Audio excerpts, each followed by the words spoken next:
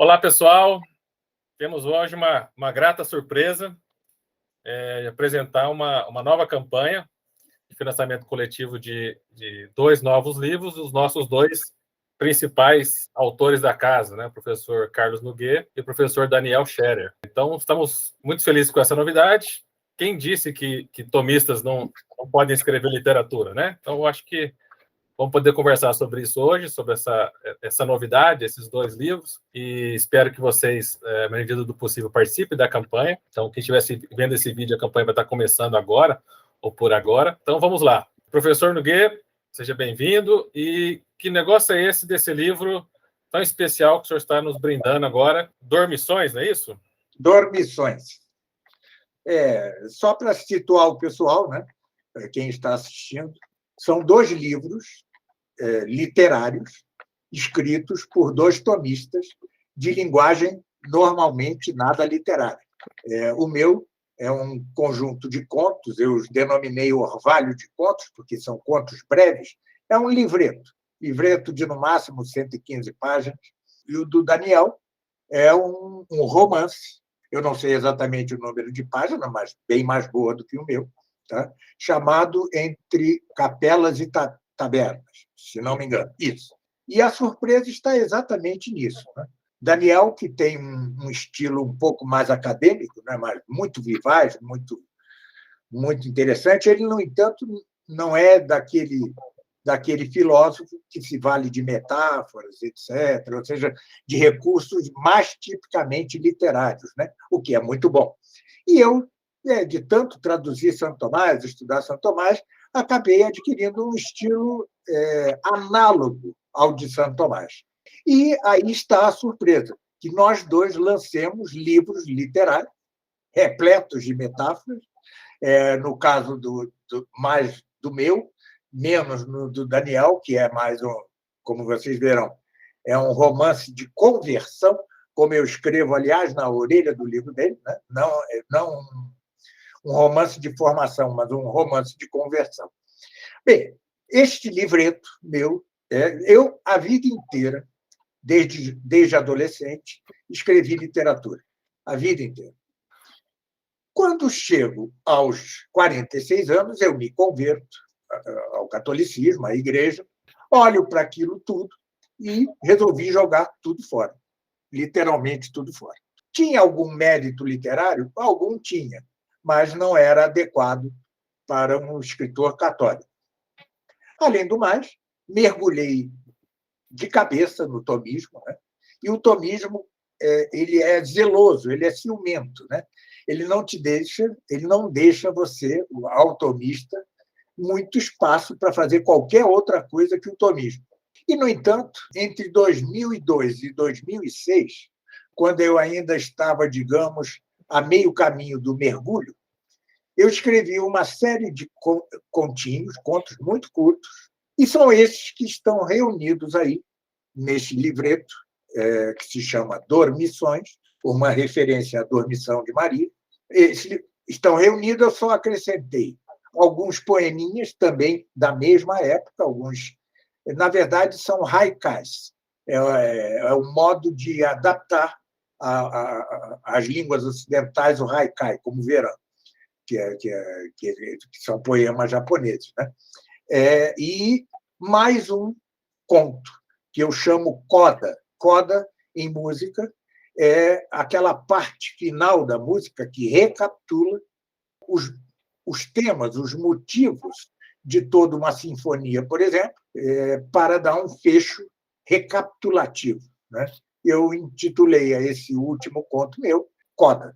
Este, sim, foi escrito agora para completar o livro, então somente para isso, né? Como verão, sou muito influenciado pelo cinema, pela pintura, pela escultura, e não à toa, aliás, escrevi o livro da Arte do Belo. Mas é isso. Se Daniel não tivesse lançado o livro, que ele me pediu que revisasse, né? E eu pedi que ele revisasse o meu, se ele não tivesse lançado, isso jamais sairia da gaveta. A mim mesmo, eu que convivo com você, sei lá, 20 e tantos anos, 20 e poucos anos, soube há pouco tempo da existência dessas obras e estou aqui brigando para que a gente publicasse o nosso 5º livro. Já são 4 livros publicados pelas edições São Tomás, nós temos a honra. E assim que eu soube, tenho insistido, né? E acho que com o livro do Daniel, as coisas facilitou muito essa... Eu só tomei coragem por causa do Daniel. Como ele ia lançar o romance, eu digo, bom, o Daniel é nosso... sozinho eu não faria, né? O Daniel é o nosso ermitão, né? Muitas pessoas perguntam, cadê o Daniel, que não está aqui em todas as lives com o professor Nogueira, que não aparece? Vai para o terceiro livro dele, né? Terceiro livro que vai dar essa honra de publicar. O primeiro foi A Raiz Antitomista da Modernidade Filosófica, depois A Metafísica da Revolução, Pressupostos do Liberalismo, duas baitas obras, e agora essa coisa também diferente e impressionante de ver a qualidade do Daniel, né? Como que tomistas... Fala para mim, Daniel, como é que história é essa de tomista literato? Como isso é possível? Bom, primeiro, obrigado pelo convite. É um prazer. Eu sou meu ermitão mesmo, como disse o Marcel. Não sou muito de aparecer. Rapaz, falar para você, eu já tive um canal do YouTube. Tenho ainda, só tirei todos os vídeos de lá e já tive Facebook. E foi uma encheção aquele negócio que eu falei, eu vou cancelar isso aqui. Mas quem sabe um dia eu volto. Eu sou mesmo de ficar mais na minha. Mas é importante para divulgação, para achar leitores, é importante de vez em quando aparecer, quem sabe a gente começa a fazer isso mais.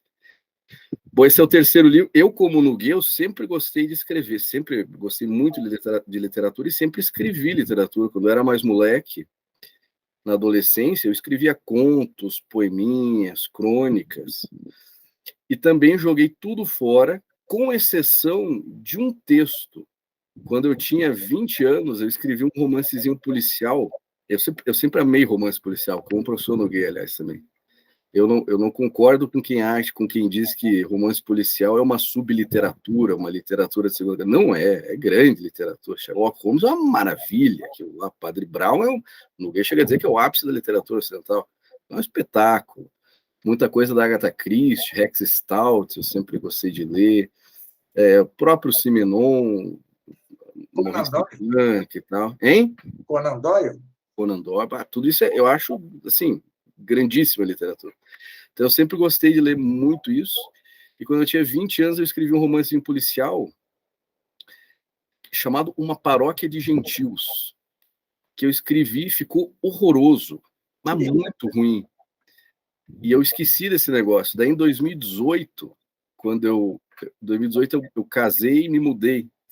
Aí eu fiz uma limpa nos meus papéis, achei um bando de coisa que eu tinha escrito quando era mais moleque, joguei tudo fora, com exceção desse livrinho, não sei porquê. Eu li aquilo, achei horroroso. Eu não sei se já teve a sensação de ter vergonha alheia de si mesmo. Você lê um livro e diz, mas quem é o traste que escreveu isso? Fui eu que escrevi. Mas por alguma razão eu guardei esse livro. E ele terminou sendo aproveitado nesse romance agora, no Entre Capelas e Tabernas. Quem for ler o livro vai ver que é a história de um cronista. O protagonista do livro ele é narrado em primeira pessoa. O protagonista é um cronista do Rio Grande do Sul, gaúcho, chamado Vasques, que vai fazer o Caminho de Santiago. E ele é cronista, mas metido a romancista, metido a literário. Então ele decide, no Caminho de Santiago, escrever um romance. E o romance que ele escreve lá é esse romance que eu escrevi lá com 20 anos, só que, obviamente, eu reescrevi a coisa agora, melhorei, tentei deixar menos pior, pelo menos. Mas então eu sempre gostei de literatura, sempre gostei de escrever, sempre escrevi, sobretudo quando era mais moleque, sempre escrevi literatura. E esse livro especificamente, o Entre Capelas e Tabernas, eu comecei a escrever em 2017, logo depois que eu terminei de escrever o primeiro, o A Raiz. Em 2016, no ano anterior, em outubro de 2016, eu fiz o Caminho de Santiago, e o livro se passa no Caminho de Santiago. Eu fiz o caminho, daí eu voltei de lá. Quando eu voltei, alguém me disse, escreve alguma coisa sobre o Caminho de Santiago. Eu falei, claro que não.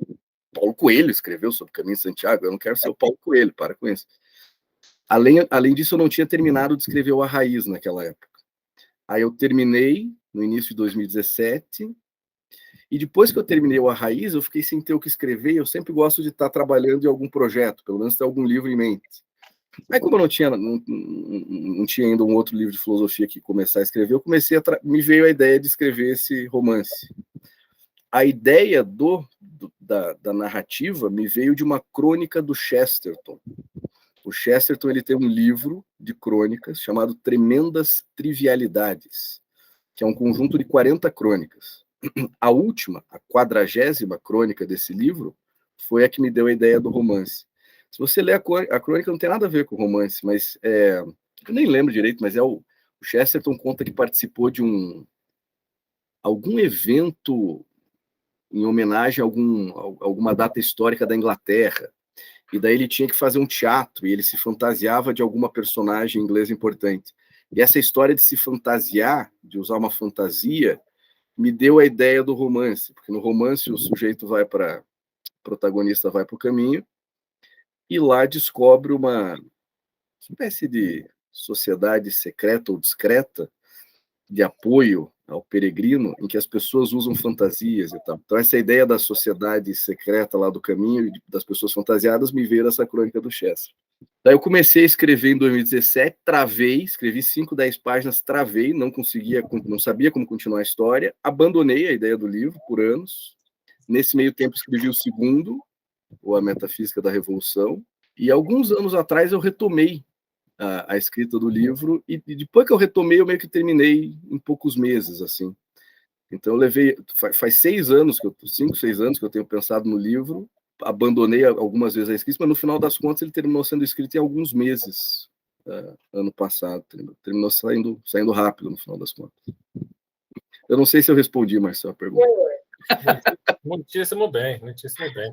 Que inveja, Caminho de Santiago, sou doido para conhecer. Eu acho que eu consigo percorrer uns 500 metros, é um pouco mais que isso. Vou melhorar meu físico até lá. Mais só. Quantos quilômetros? Até de Saint-Jean, porque tem vários caminhos, na verdade. Vários caminhos, né? Pequeno, o real, francês. O que eu fiz é esse caminho francês, que é o mais tradicional, que vai de Saint-Jean-Pied-de-Port, que é uma cidade na França, até Santiago de Compostela, que fica já na Espanha, na Galícia. É chão, hein? Hã? É chão. Esse percurso eu acho que é 840, 850 quilômetros. Quem quiser ainda pode caminhar mais 4 dias até o final do continente, o que eu fiz. Então você vai até uma cidade chamada Finisterra, o fim da terra, o fim do continente, e lá tem um marco zero do caminho, tem uma pedra que diz 0 quilômetro. Pode ir de carro? Pode ir de carro, de cavalo, de bicicleta, cada um faz do jeito que quiser.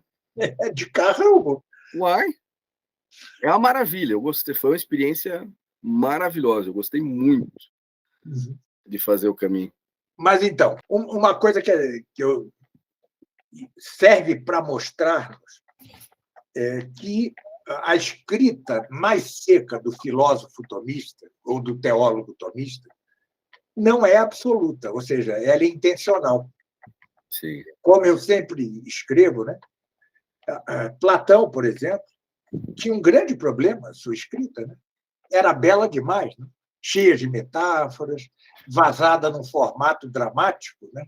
E por isso dizia Santo Tomás, aliás, que o problema dele é que nós não sabemos se ele está fazendo uma metáfora ou se está dizendo literalmente. Já Aristóteles ressecou, enxugou a escrita filosófica. Então, creio que se pode ver isso nos 2 livretos, né? No meu livro e no romance do Daniel.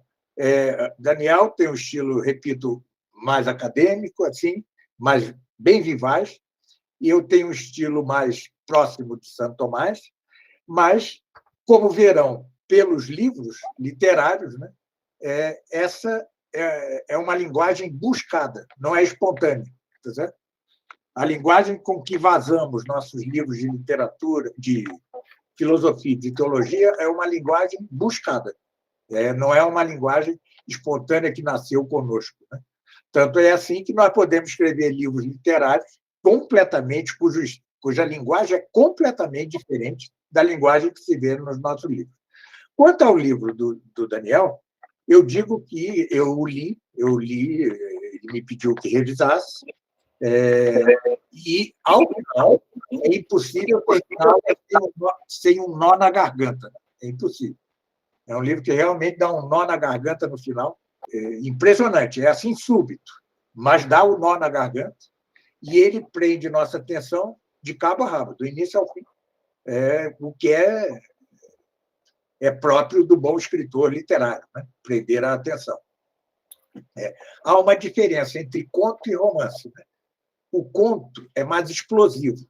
Já na primeira linha, você já tem de tê-lo todo em germe. O romance não necessariamente, mas já no início ele também tem de ter sementes daquilo que se desdobrará ao longo dele. Há uma diferença.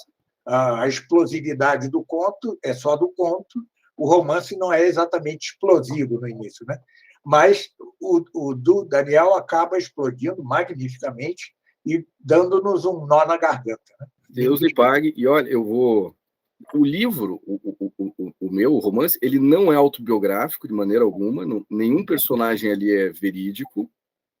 O protagonista, todos os personagens são inventados, o protagonista não sou eu, salvo na medida em que o protagonista é todo mundo, de algum modo, porque ele enfrenta ali no livro um certo dilema moral que todo mundo enfrenta, no final das contas, né? Ele tem que fazer uma escolha. Uhum. E essa é uma escolha que todo mundo enfrenta. Então, o livro não é autobiográfico, mas eu me baseei na minha experiência lá no caminho. Eu escrevi o livro com as fotos do caminho aberto. Eu fui para lá e tirei milhares de fotos.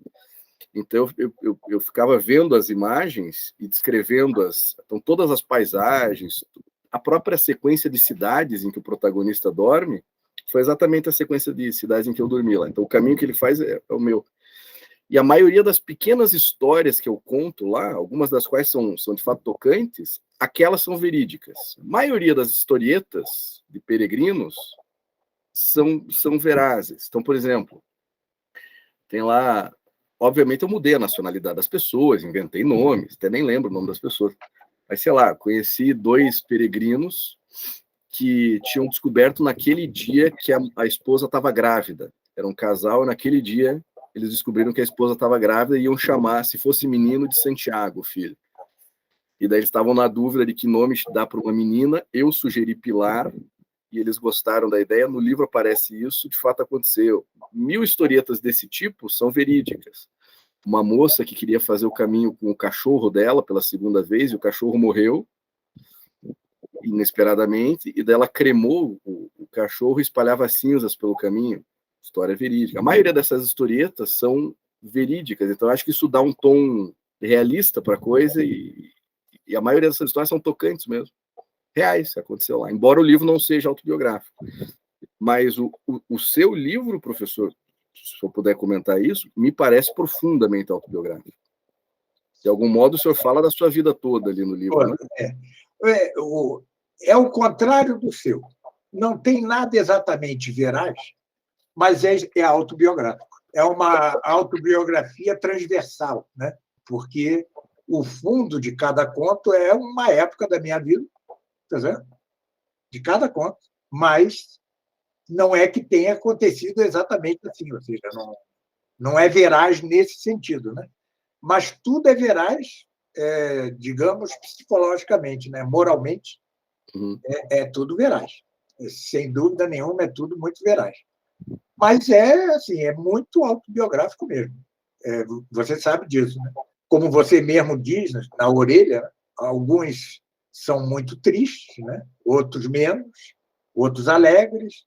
Aí só vocês vendo. São contos curtos, com uma linguagem que era a minha literária, era a minha literária, muito calcada no cinema, muito calcada no cinema. Tarkovsky aparece de cabo a rabo. No cinema e na música. No cinema e na música. Música, quando eu digo uma sinfonia de Bruckner, né? E tal. Então, o cinema de Tarkovsky e de outros, e as sinfonias de Bruckner me influenciam enormemente o modo de escrever literatura, né? Então, é meu estilo. Esse é meu estilo. Mas vocês verão que cada conto tem um perfil diferente quanto ao estilo mesmo, né? Tem algum que é profundamente alegórico, outro que não é, outro que é uma conversa, outro que é Bom, vocês verão. Mas é o mesmo estilo, mas diferente. Ou seja, cada conto tem um estilo que, no fundo, compartilha a mesma raiz estilística, né? E a capa do livro é um frame da cena final do Nostalgia, do Tarkovsky, Isso. que o senhor já disse que foi crucial na sua conversão, né? O cinema de Tarkovsky foi muito importante na minha conversão. Mas não só ela, também a música de Bruckner, a música de Bach, tudo isso foi muito importante na minha conversão. Foram instrumentos de Deus. Eu digo isso no breve pós-fácio do livro da Arte do Belo. Eu digo lá. O livro da Arte do Belo é, no fundo, um preito de amor, né? E de gratidão à arte, porque foram realmente instrumentos de que o Espírito se valeu para a conversão, né? É isso, né? Ou seja, vocês têm aí duas grandes novidades, 2 livros literários de tomistas, né? Por isso a minha brincadeira de sempre. Quem diz que tomista não sabe escrever literatura? Aliás, alguém interpretou isso literalmente e escreveu, mas ninguém disse. Eu sei que ninguém disse. Ou seja, não é que alguém tenha dito, é um modo de exprimir-se, né? É um modo de Então, rede social é isso, rapaz. Cada coisa que você escuta, por isso que eu fico longe. Por isso que o Daniel está certo de ficar escondido, porque rede social não é de Deus, não. É cada coisa que aparece. Meu Deus do céu. O rapaz levou a coisa a sério, a letra. Né? Isso é uma maneira de dizer, né? Então, mas o que eu acho muito expressiva, né? Quem diz que tomista não sabe escrever literatura?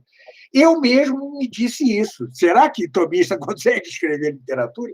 Né? Isso serve para reforçar que cada discurso tem um propósito próprio. Próprio. Né? É muito incômodo, a meu ver, o texto filosófico eivado de literário e o texto literário eivado de filosófico. Né? Para mim, sempre resulta incômodo, molesto, aborrecido, ambos os casos. Né?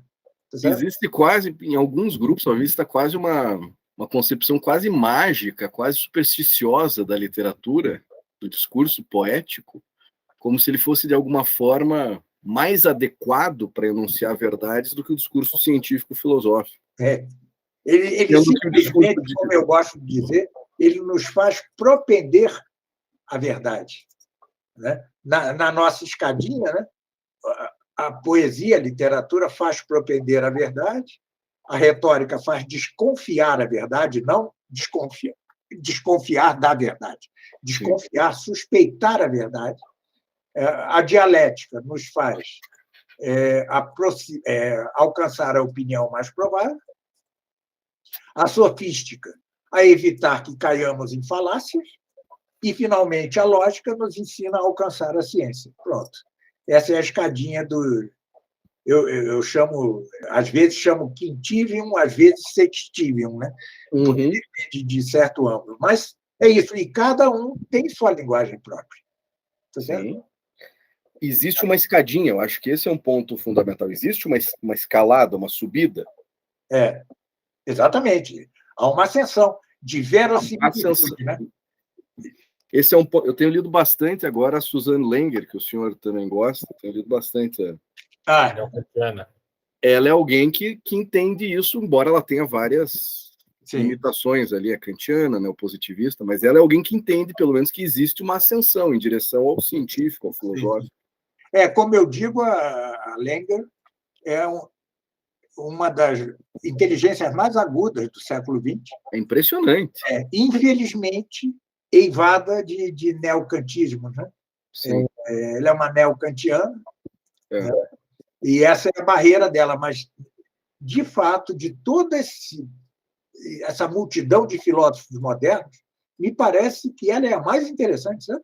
É impressionante. Ela cingiu o seu campo de estudo e ali ela nos dá preciosidades. Né? Preciosidade. Claro, nós temos de devastar, né? Temos de tirar as impurezas, mas é uma mulher muito interessante. Né? Quem diz que mulher não pode ser filósofa?